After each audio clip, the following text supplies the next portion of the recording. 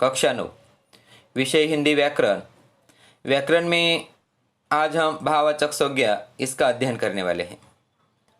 विद्यार्थी मित्रों हो, पिछली कक्षाओं में हमने संज्ञा और उसके 5 प्रकारों के बारे में हम पढ़ चुके हैं। आपको कक्षा 9 में संज्ञा में से भाववाचक संज्ञा पर ही आपको सवाल पूछा जा सकता है। संज्ञा के जो 5 प्रकार हैं, उन 5 प्रकारों में से 4 प्रकारों का हम संक्षिप्त में अध्ययन करेंगे। और आज हम भाववाचक संज्ञा किसे कहते हैं, भाववाचक संज्ञा किस तरह से बनाई जा सकती है, किस तरह से हम पहचान सकते हैं, उसका अध्ययन करेंगे। भाववाचक संज्ञा जानने से पहले संज्ञा किसे कहते हैं? व्यक्ति, प्राणी, वस्तु, स्थान या भाव का नाम सूचित करने वाले शब्द को संज्ञा कहते हैं। विद्यार्थी मित्रों हो, हम देखते हैं कि जो प्राणी हैं, प्राणियों के नाम, वस्तुओं के नाम, स्थान या जो मन के भाव होते हैं, उनको सूचित करने वाले शब्द को संज्ञा कहा जाता है। निम्नलिखित वाक्यों में से रेखांकित शब्द पर ध्यान दीजिए विद्यार्थी मित्रों। अशोक अमिता से पराजित हो गया। इस वाक्य में हम देखते हैं कि अशोक एक राजा है, यानी पुरुष का, और अमिता एक राजकुमारी स्त्री का नाम है। ये दोनों व्यक्ति हैं, ये हम देखते हैं। दूसरे वाक्य में गेहूं और सोने का भाव बढ़ रहे हैं। गेहूं और सोने का भाव बढ़ रहे हैं। पहले वाक्य में हमने देखा अशोक और अमिता, ये दोनों व्यक्तियों के नाम हैं, पुरुष और स्त्री का। गेहूं और सोने के भाव बढ़ रहे हैं। इस वाक्य में विद्यार्थी मित्रों देखते हैं कि दूसरे वाक्य में गेहूं और सोना दो अलग अलग वाक्यों के नाम हैं। गेहूं के भाव बढ़ रहे हैं और सोने के भी भाव बढ़ रहे हैं, यानी अलग अलग नाम हमें दिखाई देते हैं। तीसरे वाक्य में हमने देखते हैं कि हमने गुजरात के गिरिवन में सिंह देखे। विद्यार्थी मित्रों हो, गुजरात और गिरिवन स्थान विशेष को सूचित करते हैं, यानी स्थल है, लेकिन सिंह एक प्राणी का नाम हमें दिखाई देता है। चौथे वाक्य में बचपन से ही उसके दिल में बड़ी बड़ी आशाएं थी।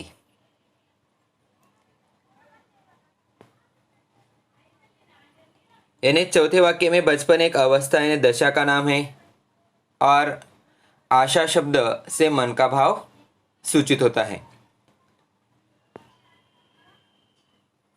ये सारे शब्द किसी न किसी व्यक्ति, वस्तु, स्थान, प्राणी, अवस्था या भाव के नाम हैं, इसीलिए ये सब संज्ञा शब्द हैं। इसीलिए जो व्यक्तियों के नाम हमने देखे, प्राणियों के नाम जो हमने देखे हैं, गुजरात, स्थलों के नाम, प्राणियों के नाम, ये सब क्या है? एक संज्ञा शब्द है। संज्ञा के प्रकार देखते हैं विद्यार्थी मित्रों। संज्ञाओं को 5 वर्गों में बांटा गया है। ये 5 वर्ग व्यक्ति, जाति, समूह, पदार्थ और भाव के आधार पर निश्चित किए गए हैं। जो हमने संज्ञा की परिभाषा देखी, उस परिभाषा के तौर पर इन संज्ञा के प्रकारों को 5 वर्गों में बांटा गया है। इस वर्गीकरण के अनुसार संज्ञा के 5 प्रकार हमें दिखाई देते हैं। पहला व्यक्तिवाचक संज्ञा, दूसरा है जातिवाचक संज्ञा, 3 समूहवाचक संज्ञा, 4 द्रव्यवाचक या पदार्थवाचक संज्ञा, और 5 भाववाचक संज्ञा। ये 5 वर्गों में हमने संज्ञाओं के प्रकारों को बांटा है।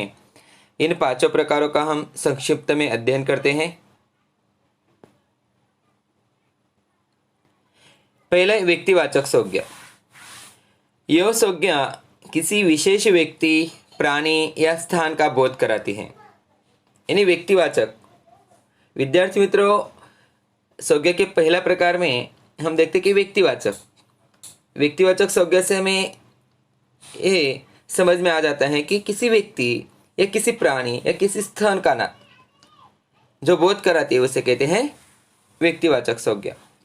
जैसे राम एक व्यक्ति है, गिल्लू है प्राणी है, अहमदाबाद एक स्थान है। ये शब्द अपने वर्ग के किसी विशिष्ट नाम को सूचित करते हैं, इसीलिए हम इसे व्यक्तिवाचक संज्ञा कह सकते हैं। नंबर 2, जातिवाचक संज्ञा। यह संज्ञा किसी वस्तु, प्राणी या स्थान के पूरे वर्ग का बोध कराती है, यानी वर्ग का बोध कराती है। पहले में क्या करते थे, बस नाम का बोध कराते थे। अब जातिवाचक संज्ञा में ये वर्ग का बोध करा रहे हैं, वस्तुओं का, प्राणियों का, स्थानों का। जिस तरह से मनुष्य में मनुष्य जाति, स्त्री जाति, लड़का लड़की, गाय, नदी, पहाड़, पुस्तक, शहर, गांव आदि जातिवाचक संज्ञा है। इसमें बस उस व्यक्ति का नाम दिया गया नहीं है, उस लड़का या लड़की का या उस पहाड़ का, उस पुस्तक का, उस शहर का, उस गांव का नाम दिया गया नहीं है। अगर नाम दिया गया होता तो व्यक्तिवाचक संज्ञा होती। बस ये समूहों का बोध कराती है या वर्ग का बोध कराती है, कौन से वर्ग में आते हैं, इसीलिए उसे कहते हैं जातिवाचक संज्ञा। नंबर 3, समूहवाचक संज्ञा। यह संज्ञा वस्तु, मनुष्य, प्राणी के समूहों का बोध कराती है। जैसे ढेर किसी वस्तु का समूह, ढेर लगा हुआ है किसी वस्तु का समूह का। भीड़ है मनुष्यों का समूह, झुंड पशुओं का समूह। इसी प्रकार गुच्छा, सेना, राशि या गड्डी आदि शब्द समूहवाचक संज्ञाएं आती है। यानी जिस संज्ञा में ज़्यादातर हमें वस्तुओं के संग्रहों का, समूहों का बोध दिखाई देता है, उसे समूहवाचक संज्ञा कहते हैं। नंबर 4, द्रव्यवाचक या पदार्थवाचक संज्ञा। यह संज्ञा धातुओं, खाद्य वस्तुओं, पेय पदार्थों या वस्त्राभूषण के पदार्थों का बोध कराती है। खाद्य वस्तु, पेय पदार्थ और वस्त्राभूषण, यानी विद्यार्थी मित्रों हम देखते हैं कि इस संज्ञा में हम ज़्यादातर देखते हैं कि खाने पीने, पहनने के वस्तुओं का, धातु या उपयोग व्यवहार के पदार्थों के नाम का बोध हमें दिखाई देता है। जिस तरह से अनाज, दाल, फल, घी ये खाने की वस्तु है। पानी, दूध, शरबत, लस्सी पीने की वस्तुएं। सोना, चांदी, तांबा धातुएं तथा कपास, ऊन, रेशम, मिट्टी का तेल, ऐसी वस्तुओं का बोध जहाँ होता है उसे द्रव्यवाचक या पदार्थवाचक संज्ञा कहते हैं। जैसे सोना, चांदी, लोहा, तांबा हमने धातु में देखे। गेहूँ, चावल, दूध, तेल, पानी खाद्य और पेय पदार्थ है। कपास, जूट, रेशम ये जो है ये वस्त्र है। धोती, साड़ी, कमीज वस्त्राभूषण है। ये सब शब्द जो है वह द्रव्यवाचक या पदार्थवाचक संज्ञा का बोध कराती है। नंबर 5, भाववाचक संज्ञा। विद्यार्थी मित्रों 9th कक्षा में भाववाचक संज्ञा के बारे में प्रश्न पूछा जाता है। भाववाचक संज्ञा पहचानिए या भाववाचक संज्ञा बनाइए। ये संज्ञा मन के भावों, प्रसंगों और अवस्थाओं, दशाओं का बोध कराती है। ये जो भाववाचक संज्ञा है ये मन के भाव, अवस्था, गुण या दशा इन सब नाम को सूचित करती है। जैसे सुख, दुख, उत्साह, प्रसन्नता ये जो भाव है, मन के भाव, ये भाववाचक संज्ञा में हमें दिखाई देते हैं। विवाह, जन्म, मरण ये प्रसंग हैं। बचपन, जवानी, बुढ़ापा, बीमारी ये अवस्था है, स्थिति है हमारे मन, शरीर की दशा। ये सब भाववाचक संज्ञाएं हमें दिखाई देती है। जातिवाचक संज्ञा और भाववाचक संज्ञा में क्या अंतर है विद्यार्थी मित्रों, हम देखते हैं। जातिवाचक संज्ञा व्यक्ति, प्राणी, वस्तु, स्थान की जाति सूचित करती है। यानी जाति बस उस व्यक्तियों की, प्राणियों की, वस्तुओं की, स्थानों की जो जाति है वह सूचित की जाती है। जिस तरह से मनुष्य, पर्वत, प्राणी, कुत्ता, पेड़, आदमी, कुत्ता, वृक्ष, बगीचा, ये जातिवाचक संज्ञा को हम देख और छू सकते हैं। जातिवाचक संज्ञाएं विद्यार्थी मित्रों ध्यान में रखिए, जिसे हम स्पर्श कर सकते हैं, छू सकते हैं, देख सकते हैं, उसे हम जातिवाचक संज्ञा कहते हैं। इसकी विपरीत भाववाचक संज्ञा मन के भाव, जीवन की दशा, अवस्था तथा अदृश्य वस्तुओं को सूचित करती है। इसीलिए हम इसको बस छू नहीं सकते, इसे महसूस कर सकते हैं।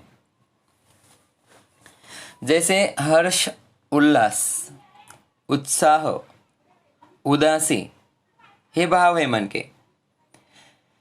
गरीबी, अमीरी, बीमारी स्थिति है, दशा है। बचपन, जवानी, बुढ़ापा ये अवस्था है। हवा, आत्मा, ईश्वर आदि अदृश्य वस्तुएं हैं, ये क्या है? भाववाचक संज्ञा।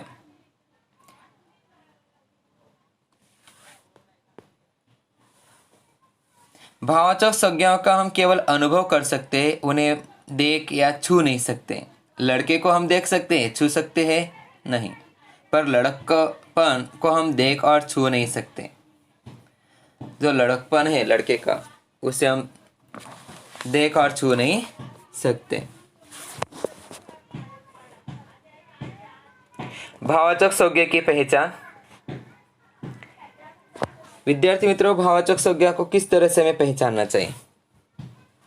भाववाचक संज्ञा की पहचान के लिए हमें उसकी निम्नलिखित विशेषताओं को ध्यान में रखना चाहिए कि कौन कौन सी विशेषता है जिसे हम ध्यान में रखकर भाववाचक संज्ञा को पहचान सकते हैं। पहले, उसका कोई रूप या आकार नहीं होता। भाववाचक संज्ञा का रूप और आकार नहीं होता। नंबर 2, उसको देखा या छुआ नहीं जा सकता। उसे हम स्पर्श भी नहीं कर सकते, देख भी नहीं सकते। 3, इसका केवल अनुभव किया जा सकता है, कल्पना की जा सकती है, कि कल्पना कर सकते हैं हम कि वो उसकी स्थिति कैसी है, अनुभव कर सकते हैं। भाववाचक संज्ञा के अंत में प्राय ता, पन, ए अथवा आई आदि प्रत्यय आते हैं। हम आगे देखेंगे, जैसे मित्रता, बचपन, सौंदर्य, गहराई, ऐसे प्रत्यय उसमें हमें दिखाई देते हैं, वह भाववाचक संज्ञा होती है। भाववाचक संज्ञा का निर्माण हम विस्तृत में उसे देखते हैं कि भाववाचक संज्ञा का निर्माण कैसे होता है। जातिवाचक संज्ञा से बनी भाववाचक संज्ञाएं। नीचे दिए हुए वाक्यों में रेखांकित शब्द पर ध्यान दीजिए विद्यार्थी मित्र हो। वह अब बच्चा नहीं है। पहला वाक्य, वह अब बच्चा नहीं है। दूसरा है, उसका बचपन बीत चुका है। पहले वाक्य में हमें बच्चा है जातिवाचक संज्ञा है। बच्चा शब्द में पन प्रत्यय लगने से दूसरे वाक्य का बचपन शब्द बना है, और बचपन शब्द ये क्या है? भाववाचक संज्ञा है। यानी जातिवाचक संज्ञा में से अगर हम उसमें प्रत्यय पन लगा देते हैं तो बचपन ही भाववाचक संज्ञाएं बन जाती हैं।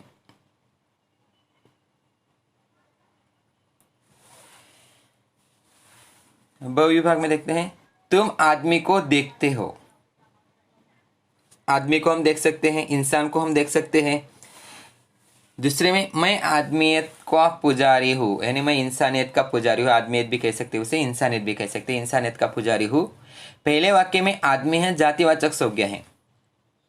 आदमी शब्द में ईयत प्रत्यय लगने से दूसरे वाक्य में क्या हो जाता है? आदमियत ही भाववाचक संज्ञा बनी है।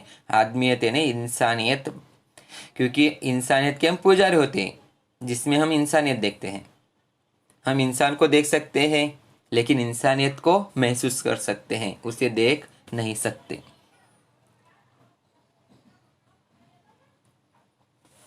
क विभाग में देखते हैं, वह बड़ा पंडित है। पंडित को हम देख सकते हैं। वह अपने पांडित्य के लिए प्रसिद्ध है, लेकिन वह पंडित है लेकिन पांडित्य के लिए प्रसिद्ध है। पांडित्य हम देख सकते हैं क्या? नहीं। पहले वाक्य में पंडित है जातिवाचक संज्ञा है, इस संज्ञा में ते प्रत्यय लगाकर दूसरे वाक्य में पांडित्य भाववाचक संज्ञा बनाई गई है। इस तरह से हम जातिवाचक संज्ञाओं में से प्रत्यय लगाने पर भाववाचक संज्ञा बना सकते हैं। इस प्रकार जातिवाचक संज्ञा में अलग अलग प्रत्यय जोड़कर उनसे भाववाचक संज्ञाएं बनाई जाती हैं। जैसे लड़का, इसमें पण प्रत्यय लगाने से भाववाचक संज्ञा बनी लड़कपन। पिता में त्व प्रत्यय लगाने से पितृत्व। मनुष्य में ता प्रत्यय लगाने से मनुष्यता। बादशाह में तह प्रत्यय लगाने से बादशाहत। इंसान में इयत प्रत्यय लगाने से इंसानियत। विद्यार्थी मित्रों, ध्यान में रखना है, हमें जातिवाचक संज्ञा को हम देख सकते हैं लेकिन भाववाचक संज्ञा को हम महसूस कर सकते, उसे देख नहीं सकते। उसमें बस गुण, भाव, धर्म का बोध हमें दिखाई देता है। ध्यान में रखना है इसकी परिभाषा, जिस संज्ञा से पदार्थ में पाए जाने वाले गुण, भाव, धर्म का बोध होता है उसे भाववाचक संज्ञा कहते हैं। विशेषण से बनी भाववाचक संज्ञा के बारे में हम देखते हैं कि विशेषण से किस तरह से भाववाचक संज्ञा बनाई जाती है। नीचे दिए हुए वाक्यों में रेखांकित शब्दों पर हमें ध्यान रखना है। अविभाग में देखते हैं कि राम अच्छा लड़का है। विशेषण अच्छा, ये विशेषण है। राम की अच्छाई से सभी परिचित हैं। पहले वाक्य में अच्छा है शब्द विशेषण है। वह राम नामक लड़के की विशेषता बताता है, उसका गुण बता रहा है। दूसरे वाक्य में अच्छा के साथ आई प्रत्यय जोड़ने पर अच्छाई शब्द बना है। आई प्रत्यय जोड़ने से अच्छाई, ये क्या हो गई? भाववाचक संज्ञा। उसी तरह से हिमालय सबसे ऊंचा पर्वत है, उसका गुण है, विशेषता है। दूसरे वाक्य में भाववाचक संज्ञा, हिमालय अपनी ऊंचाई के लिए प्रसिद्ध है। ऊंचाई क्या हुई? भाववाचक संज्ञा। पहले वाक्य में ऊंचा शब्द हिमालय पर्वत की विशेषता बताता है, इसीलिए वो विशेषण है। दूसरे वाक्य में ऊंचा शब्द में आई प्रत्यय लगाकर ऊंचाई शब्द बना है। ऊंचाई है भाववाचक संज्ञा है। उसी तरह से शादीलाल बहुत सज्जन थे। दूसरे वाक्य में शादीलाल की सज्जनता की सब तारीफ करते थे। सज्जनता उसकी भाववाचक संज्ञा हुई। सज्जन इसका गुण हुआ। पहले वाक्य में सज्जन शब्द शादीलाल नामक व्यक्ति की विशेषता बताता है। इस विशेषण शब्द में ता प्रत्यय लगाने से सज्जनता भाववाचक संज्ञा बनी है। इस प्रकार विशेषण शब्दों में विभिन्न प्रत्यय जोड़कर उनसे भाववाचक संज्ञा बनाई जाती है। कुछ अन्य उदाहरण भी देखें। अकेला में पन प्रत्यय लगाने से अकेलापन, ये विशेषण है। विशेषण से हम भाववाचक संज्ञा किस तरह से बनाते हैं? खुश में ई प्रत्यय लगाने से खुशी। खूबसूरत में ती प्रत्यय लगाने से खूबसूरती। मौजूद में गी प्रत्यय लगाने से मौजूदगी।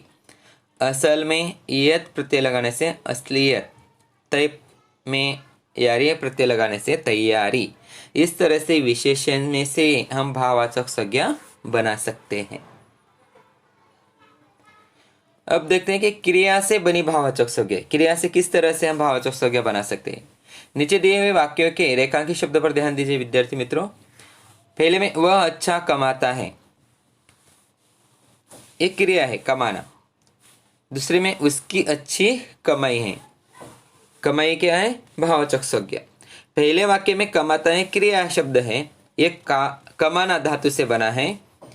दूसरे वाक्य में इसी धातु से कमाई शब्द बना है, ये भाववाचक संज्ञा है।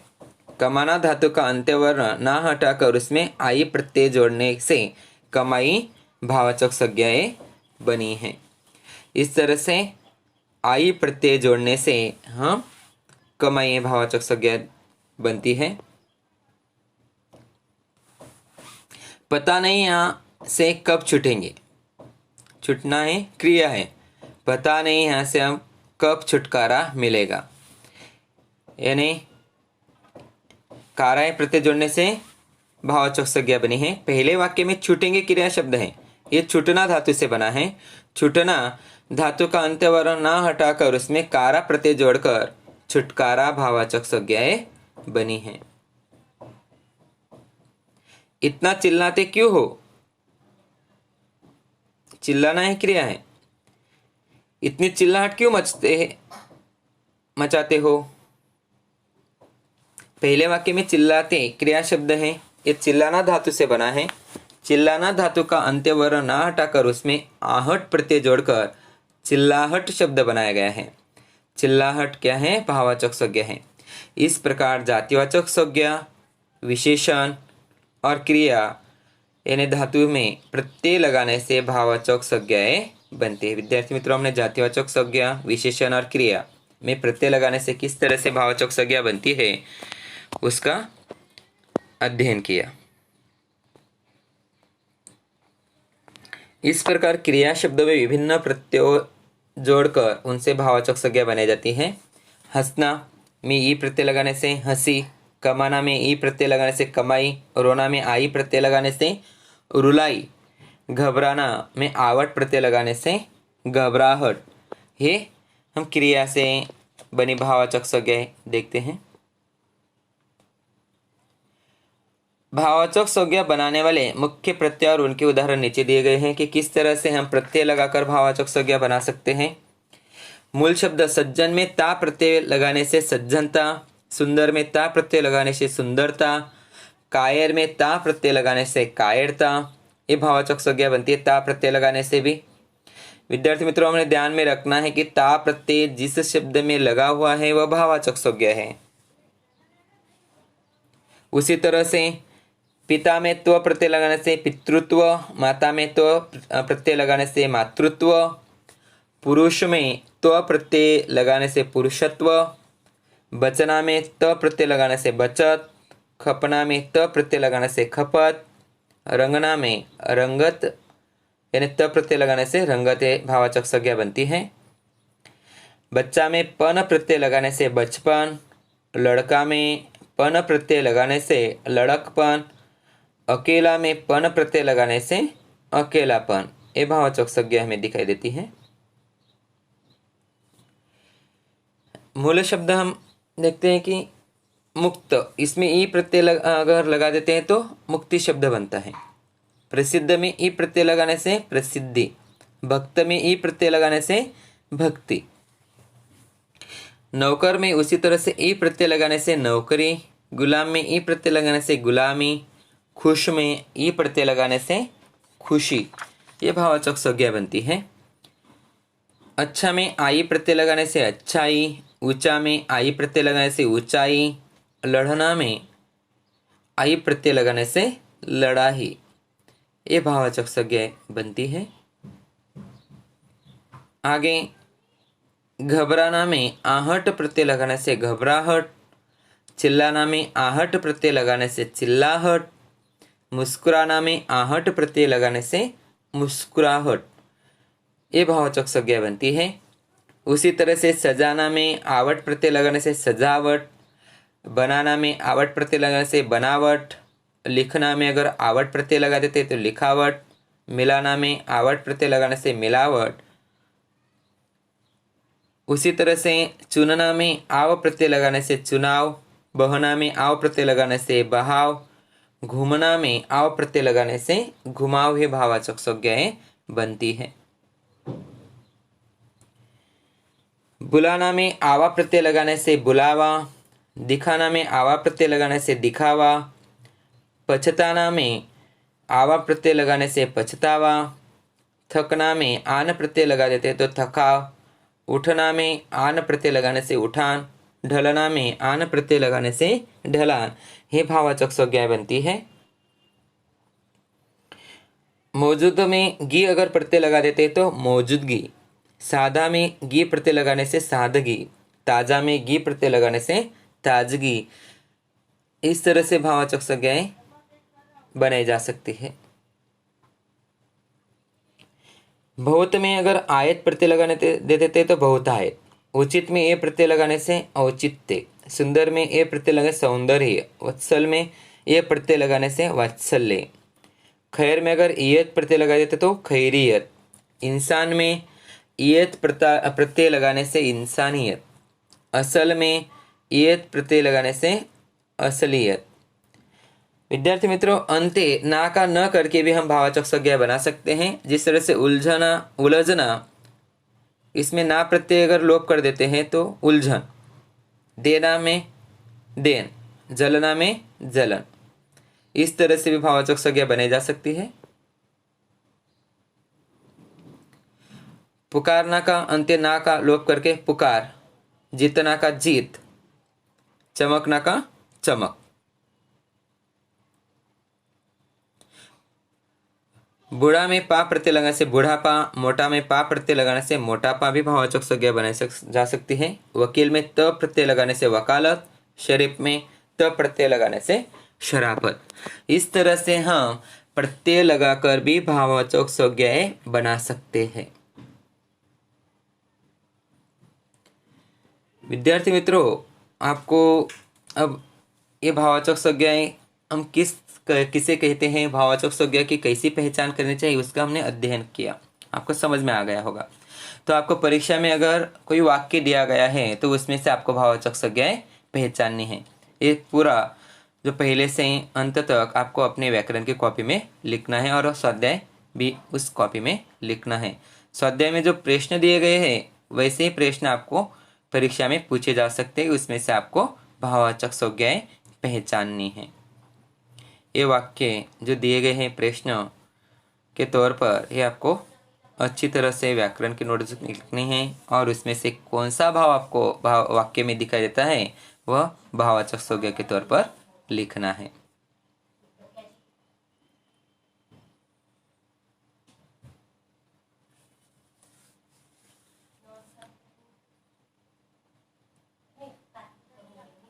धन्यवाद विद्यार्थी मित्रों।